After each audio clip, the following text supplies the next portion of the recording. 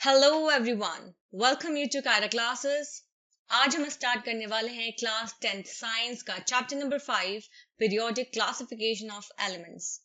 आज की वीडियो का टॉपिक है Dobereiner's triads and Newlands law of octaves. So video start करने से पहले अगर आपने अभी तक मेरे चैनल को सब्सक्राइब नहीं किया है तो प्लीज सब्सक्राइब करें कायरा क्लासेस को, जिससे आप मेरी कोई भी वीडियो मिस ना कर पाए। Thank you.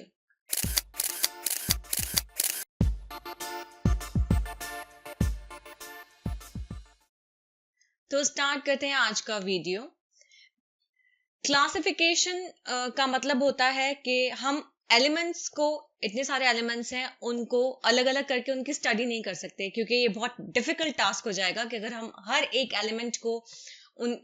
एलिमेंट की स्टडी करें, उनके बारे में जानें। तो इसके लिए क्या क्या किया गया कि एलिमेंट्स को क्लासिफाई किया गया उनकी बेसिकली उनकी प्रॉपर्टीज के बेसिस पे, मतलब जिनकी प्रॉपर्टीज सिमिलर है, फिजिकल प्रॉपर्टीज या केमिकल प्रॉपर्टीज, तो उन्हें एक ग्रुप में रखा गया। जिन एलिमेंट्स की प्रॉपर्टीज सिमिलर हैं एक दूसरे से, उन्हें दूसरे ग्रुप में रखा गया। इस तरह से जो एलिमेंट्स हैं उनको प्लेस किया गया, उनकी प्लेसिंग की गई, जिससे स्टडी जो है वो आसान हो सके। जैसा कि हमें पता है जो मैटर है वो एलिमेंट्स, कंपाउंड्स और मिक्सचर्स के फॉर्म में प्रेजेंट होता है, और जो एलिमेंट्स होते हैं उनमें सिर्फ एक टाइप के एटम्स ही प्रेजेंट होते हैं। एट प्रेजेंट, अभी तक अगर मैं बात करूं तो 114 एलिमेंट्स ही पता है। Around the year 1800 only 30 elements were known. 1800 जब ईयर था तो सिर्फ 30 एलिमेंट्स ही पता थे उस time. All these had seemingly different properties. इन सबकी जो है वो different properties थी. As different elements were being discovered, scientists gathered more and more information about the properties of these elements. जैसे जैसे और दूसरे elements discover होते गए तो scientists ने क्या किया, और ज्यादा से ज्यादा information gather की, इकट्ठी की उन elements की properties के बारे में। So first classification जो elements का दिया था वो थे डॉबरिनर्स ने दिया था, ओके, और इसको हम कहते हैं डॉबरिनस ट्रायड्स। 1817 ईयर में जॉन वोल्फगैंग डॉबरिनर एक जर्मन केमिस्ट थे, जिन्होंने एलिमेंट्स को अरेंज करने की कोशिश की थी, मतलब या अरेंज किया था, मतलब जिनकी सिमिलर प्रॉपर्टीज है उन्हें एक ग्रुप में रख दिया, जिनकी सिमिलर प्रॉपर्टीज है जिन एलिमेंट्स की, उन्हें दूसरे ग्रुप में प्लेस कर दिया। He identified some groups having 3 elements each. तो उन्होंने जिस तरह से ग्रुप बनाए, उन्होंने देखा कि हर एक ग्रुप में 3 एलिमेंट्स प्रेजेंट थे. So he called these groups triads. तो इसलिए उन्होंने इसे triads नाम दिया था. Dobereiner showed that when the 3 elements in a triad were written in the order of increasing atomic masses, the atomic mass of the middle element was roughly the average of the atomic masses of the other 2 elements. तो Dobereiner ने ये show किया था कि जब 3 elements को हम triad में लिखेंगे, मतलब एक तरह से उनके इंक्रीजिंग एटॉमिक मासेस के ऑर्डर में हम लिखेंगे, तो जो एटॉमिक मास होता है मिडिल एलिमेंट का, वो किसके बराबर होता है, वो लगभग बराबर होता है वो जो 2 एलिमेंट्स हैं उनके एवरेज एटॉमिक मासेस के बराबर होता है मिडिल एलिमेंट का atomic mass. For example, take the triad consisting of lithium, sodium and potassium with the respective atomic masses 6.9, 23 and 39. तो एग्जाम्पल के तौर पे हमने एक ट्राइड लिया है। ट्राइड ऑब्वियसली उसमें 3 एलिमेंट्स प्रेजेंट हैं, जैसे लीथियम, सोडियम, पोटेशियम, और उनके एटॉमिक मासेस है 6.9, 23 एंड 39। तो डॉबरेनर ने ये बताया था कि जब हम जो फर्स्ट एलिमेंट और जो थर्ड एलिमेंट है, इन दोनों का एवरेज लेंगे, इनके एटॉमिक मासेस का जब हम एवरेज लेंगे तो वो किसके बराबर होगा, वो रफली बराबर होगा जो मिडिल एलिमेंट है उसके एटॉमिक मास के। ऐसे ही यहाँ पे आप देख सकते हो कैल्शियम, स्ट्रोंशियम और बेरियम। तो कैल्शियम और बेरियम का जब आप एटॉमिक मासेस मतलब इनका एवरेज लोगे, इनके एटॉमिक मासेस का एवरेज लोगे, तो आप देखोगे कि इनका जो एटॉमिक मास का जो एवरेज आया वो रफली किसके बराबर है, स्ट्रोंशियम के एटॉमिक मास के बराबर है। ऐसे क्लोरीन, ब्रोमीन, आयोडीन का आप चेक कर सकते हो। You will find that groups B and C form Doberiner's triads. Dobereiner could identify only 3 triads from the elements known at that time. Hence, the system of classification into triads was not found to be useful. अब जैसे कि आप देख सकते हो यहाँ पे group B के एलिमेंट हैं और ग्रुप C के एलिमेंट्स हैं। तो ग्रुप B और ग्रुप C के एलिमेंट्स ही जो है वो डॉबरेनर ट्राइड को फॉलो कर रहे थे या बना रहे थे। जो डॉबरर कुड आइडेंटिफाई ओनली 3 ट्राइड्स, वो सिर्फ 3 ट्राइड्स को ही आइडेंटिफाई कर पाए थे, ठीक है, जो उस टाइम पे मालूम थे। इसलिए जो सिस्टम ऑफ क्लासिफिकेशन था ट्राइड्स में वो इतना यूजफुल नहीं हुआ या इतना मददगार साबित नहीं हुआ।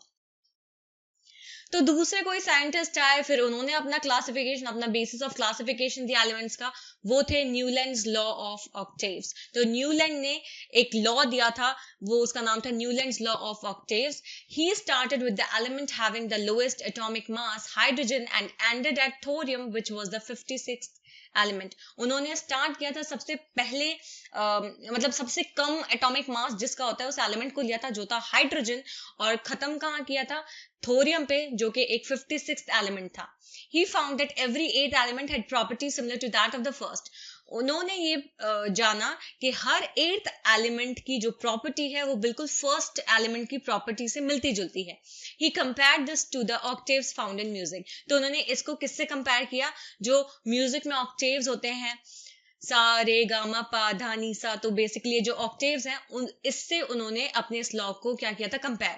Therefore he called it the law of octaves, इसलिए उन्होंने इसको नाम दिया था law of octaves. It is known as Newlands law of octaves. In Newland's octaves, the properties of lithium and sodium were found to be the same. तो Newland Octave में, जो कि मैंने आपको बताया था एक म्यूजिकल नोट पे था, इसमें ये देखा गया कि जो लिथियम और सोडियम की प्रॉपर्टीज थी वो सेम थी। सोडियम जो है वो 8th एलिमेंट है लिथियम के बाद वो 8th एलिमेंट है सोडियम। ऐसे ही बेरिलियम और मैग्नीशियम जो है वो रिजेंबल करते हैं एक दूसरे को, उनकी प्रॉपर्टीज एक जैसी होंगी, a part of the original form of Newlands octaves. तो आप यहाँ पे देख सकते हो जैसे हाइड्रोजन, फ्लोरीन, क्लोरीन, कोबाल्ट, निकल, ब्रोमीन, ये सा में आ रहे हैं, तो इनकी सारी जो प्रॉपर्टीज है, इन एलिमेंट्स की जो प्रॉपर्टीज है वो सेम होंगी। ऐसे ही रे आप देख सकते हो, lithium, sodium, potassium, copper, rubidium, तो ये इनकी प्रॉपर्टीज, इन एलिमेंट्स की प्रॉपर्टीज एक दूसरे से सेम होंगी। It was found that the law of octaves was applicable only up to calcium, as after calcium every 8th element did not possess properties similar to that of the first. अब law of octaves जो है वो सिर्फ calcium तक ही applicable था। Calcium के बाद जो है हर 8th एलिमेंट जो है वो सिमिलर, उसकी प्रॉपर्टीज जो है वो सिमिलर नहीं हो रही थी फर्स्ट एलिमेंट के साथ। तो यहाँ पे एक ड्रॉबैक था लॉ ऑफ ऑक्टेव्स का।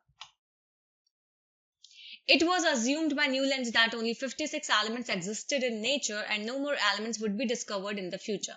But later on, several new elements were discovered whose properties did not fit into the law of octaves.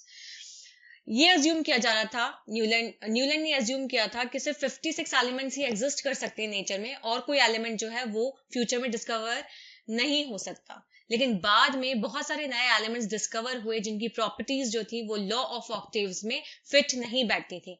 In order to fit elements into his table, Newlands adjusted 2 elements in the same slot but also put some unlike elements under the same note. अब in order to fit, इन elements को fit करने के लिए table में Newland ने क्या किया, 2 एलिमेंट्स को एडजस्ट किया सेम स्लॉट में, लेकिन वो एलिमेंट्स अनलाइक थे और उन्हें एक ही नोट में रख दिया था। Note that cobalt and nickel are in the same slot and these are placed in the same column as fluorine, chlorine and bromine, which have very different properties than these elements. Cobalt, nickel जो है वो same slot में रखे गए, same slot में उन्हें रखा गया, and these are placed in the same column, और उन्हें सेम कॉलम में रखा गया जिसमें फ्लोरीन, क्लोरीन और ब्रोमीन भी थे, जबकि इनकी जो प्रॉपर्टीज थी जो प्रॉपर्टीज थी वो काफी डिफरेंट थी इन एलिमेंट से। Iron which resembles cobalt and nickel in properties has been placed far away from these elements. Iron जो रिजेंबल करता था, मतलब जिसकी प्रॉपर्टीज कोबाल्ट और निकल जैसी थी, उससे दूर रखा गया इन एलिमेंट से। इसलिए न्यूलैंड्स लॉ ऑफ ऑक्टेव्स जो है वो सिर्फ लाइटर एलिमेंट्स के साथ, मतलब जो हल्के एलिमेंट्स हैं जिनका एटॉमिक मास ज्यादा नहीं है, तो लाइटर एलिमेंट्स पे ही एप्लीकेबल था, जबकि हेवियर एलिमेंट्स के ऊपर ये एप्लीकेबल नहीं था। आज की वीडियो में बस इतना ही। नेक्स्ट वीडियो में हम पढ़ेंगे Mendeleev's law of periodic table. I hope आपको वीडियो समझ में आई हो। Thank you for watching and please subscribe my channel for more videos. Thank you.